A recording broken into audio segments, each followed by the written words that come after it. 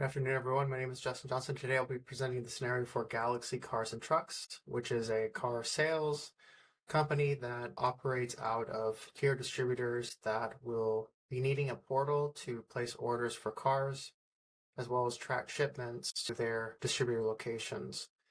They're seeking to replace a homegrown CRM solution or multiple CRM solutions that have been distributed across different regions.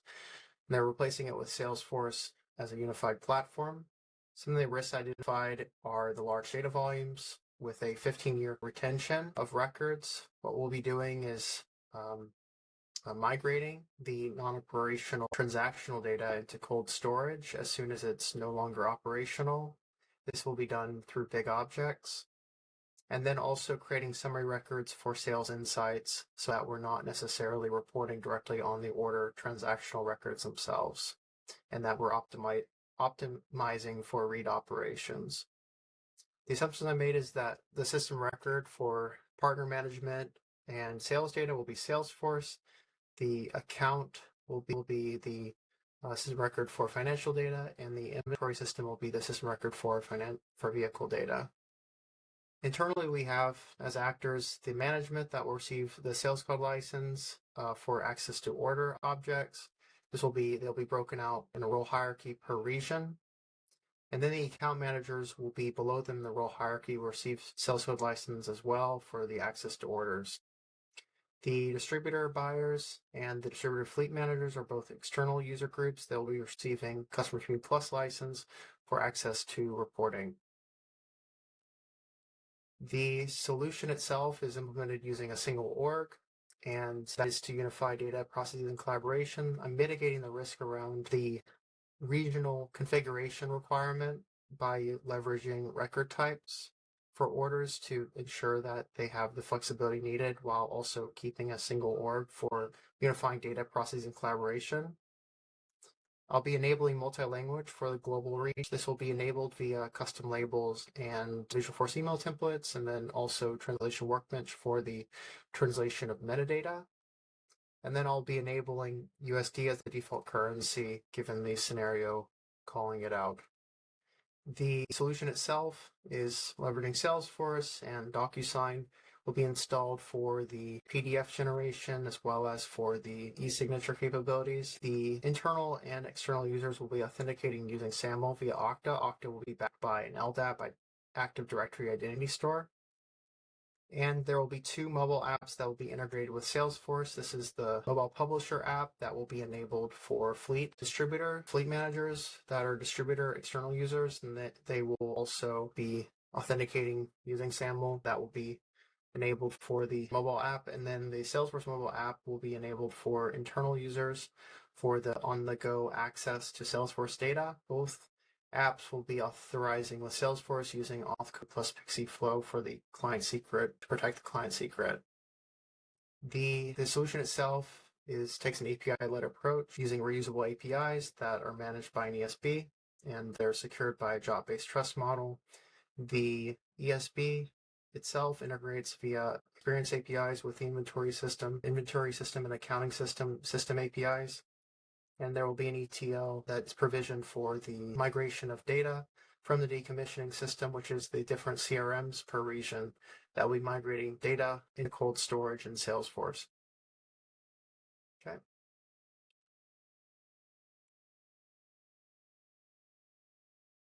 Before the ordering begins, the distributors will be set with maximum and minimum allocation amounts per product. Within the object model, I've listed the allocation amounts per product/model as the allocation object. That allocation object is a custom object that's a junction between the product and the distributors themselves. That will store the ceiling and the floor of the amounts that the distributors can order. That plays a role in then the logic about how an order, or whether or not an order is pre-approved, or whether or not it needs to go through a separate approval for an exception to the allocation model. So in order for a buyer to place an order, they'll go through a screen flow where they'll create an order, and then they'll create the order items per model. So they'll set order item record, the quantity, and then the product that they want to buy. The product is based on a lookup that looks up to the price book entry, which is the product that's available to them within their tier. I want to also specify that the different distributors have different tiers associated with them based on their loyalty or based on the distributor quality, really. So the price book will store the different tiers, and then those will have different price book entries that record the different prices and the products that are available to those distributors. Once they have defined the quantities of the different products that they want to buy, they will then submit that to the account manager. I want to also specify that I chose to use the order and the order item here, since the negotiation is not really a negotiation in the true sense of a deal that's being converted. It's more of an negotiation of allocation of how much the deal itself is deterministic. It is going to happen anyways. So if the order items and the quantities within the order itself, when it is submitted, is within the quantity window, then that will update the order status to pending signature and then notify the account manager. Otherwise, if the order item has a single product that is outside of the allocation window, that will then mark the order status as in process and then notify the account manager to follow up. In order for the account manager to determine whether or not to create an exception, they'll need a couple of key details from the accounting system. So what Salesforce will do when the order status is marked as in process is it will initiate a record trigger flow to return the financial data from the accounting system. That will then be stored on the order record as custom fields. They will then be able to view the custom fields on the order itself, and then also view on a per distributor basis, also view within an LWC the historical orders that have been created previously for that distributor. Okay. If they determine that they want to create an exception for this order, or they want to create an exception in general, they will then, within that order layout, be able to click on Create Exception, which is a quick action. That will then create an allocation record as the status draft with a new minimum and maximum. That will then be submitted for approval to the management. The management will be able to, from the approval or from the allocation that's been submitted for approval, they will be able to view the financial health data that's been brought over from the order itself, and then based on the financial health data, be able to approve the allocation, and then that would then update any prior allocations or any prior allocation or the specific prior allocation that was previously restricting them as inactive. That will then mark the allocation that has been approved as active for the purpose of the order. That will then submit the order as that will then approve also the order itself, since the allocation has also been approved. So that order as well will be approved for the further processing and the DocuSign process. So the order at the end of the allocation approval, the order itself will be marked as pending signature. That will then create a record triggered flow or trigger a record triggered flow that will create a DocuSign envelope that will be sent to the distributor. The distributor will then be able to sign it electronically. There will also be from the DocuSign configuration itself, there will be a time validity set on the envelope that is sent to the distributor. And then once the envelope is signed by the distributor, that will trigger record flow based on that signature that will update the order as activated, which is the final step for the order itself. And that will then communicate with the accounting inventory system via change data capture and custom channels the necessary information for them to then take the order and create a shipment record, or log it financially as well. Okay. Once the order has been created and it's been once the order has been created in the inventory system takes it from there, where it then creates the vehicle identification numbers. I have the inventory system exposing OData connectors via an ESB wrapper, and then creating an external object within the solution via this vehicle external object itself. That will store since the inventory system itself is system record for the vehicle data, I'm not copying the data over into Salesforce, I'm keeping it there, and then relating any necessary data within Salesforce via an external lookup. And this is that order VIN status. So when the order is shipped, the inventory system will fire an event that will be subscribed to by the ESB and via pub sub. That will then create the order VIN status that will mark the VIN as in transit. There will be this object here will mark the different events per vehicle identification number. And that will then look up to then the order item as well as to the external lookup to the vehicle.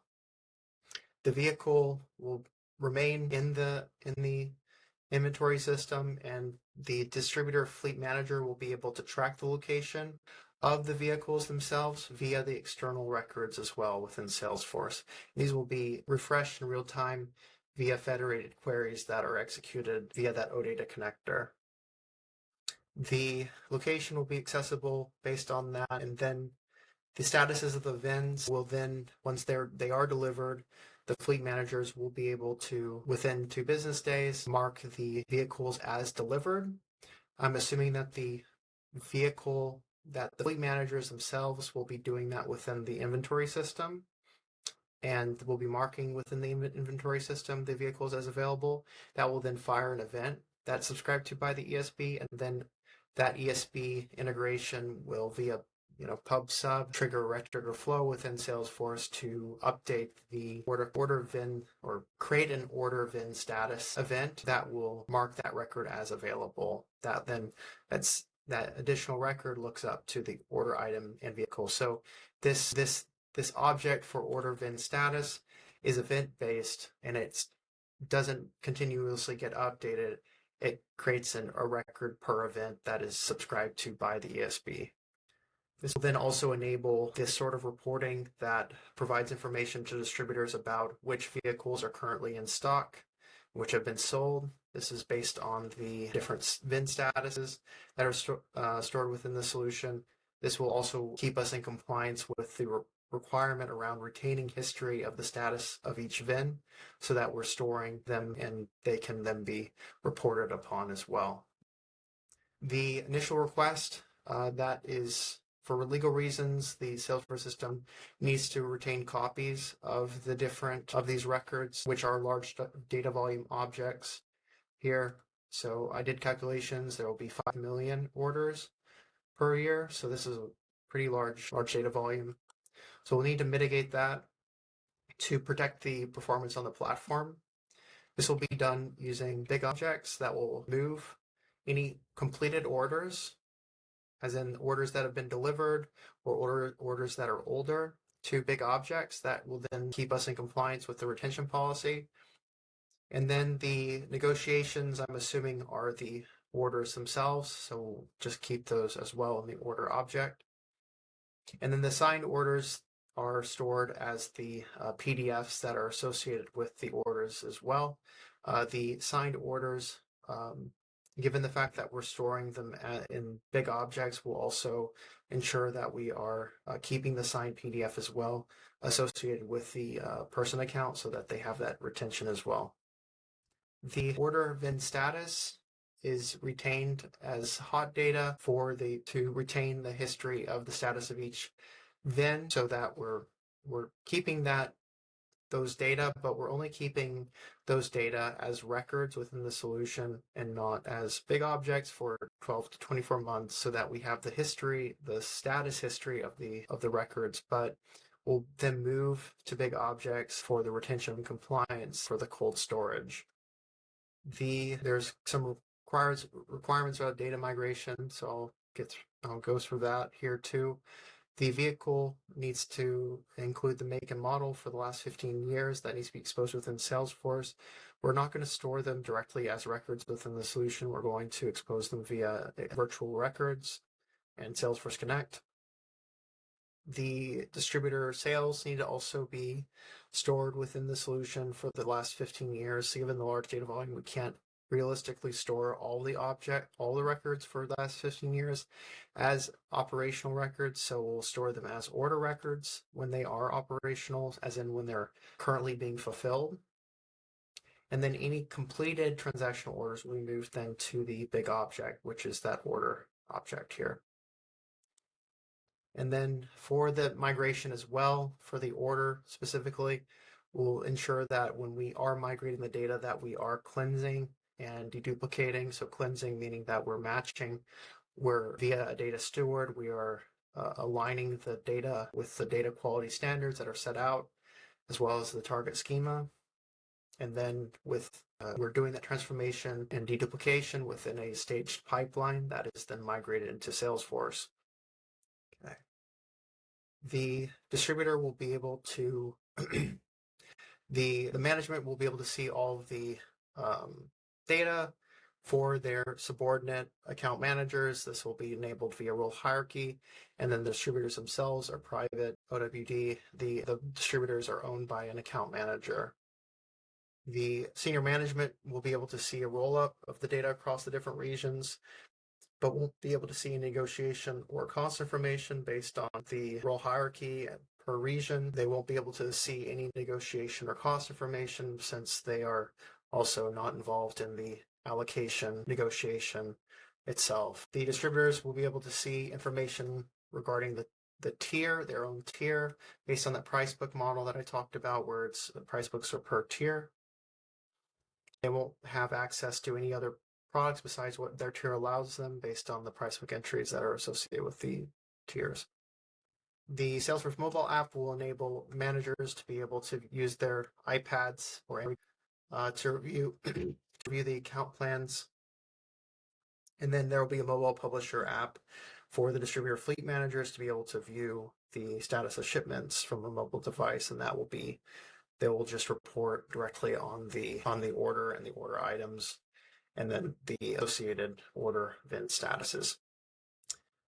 There is lastly a requirement for reporting where they want to have distributors. They want to view the distributed trends for distributors to identify upsell opportunities and also determine limits for the next ordering period, terminate relationships. So I'll walk through each one of those. The upsell opportunities will be able to be reported on based on the sales performance summary that is allowing us to aggregate the grouping of the account period and model that will store the amount sold per model. So it will show us in cases where we want to upsell potential gaps in where they are currently missing opportunities to buy and to sell to customers. Determining limits as well will be enabled via this aggregated group by on the sales performance summary. The sales performance summary I want to also specify is an aggregated summary object that is calculated within a scheduled apex.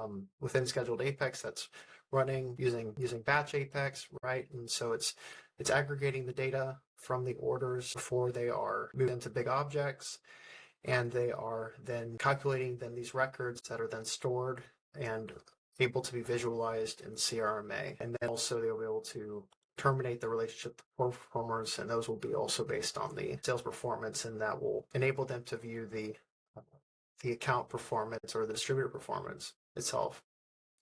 They will also be able to view trending reports for factory output, so basically the actuals versus what is expected in the coming year, and this will be enabled via CRMA to be able to predict the amount that will need to be sold, or to predict the amount expected to be sold in the coming year based on the make, model, region, and distributor.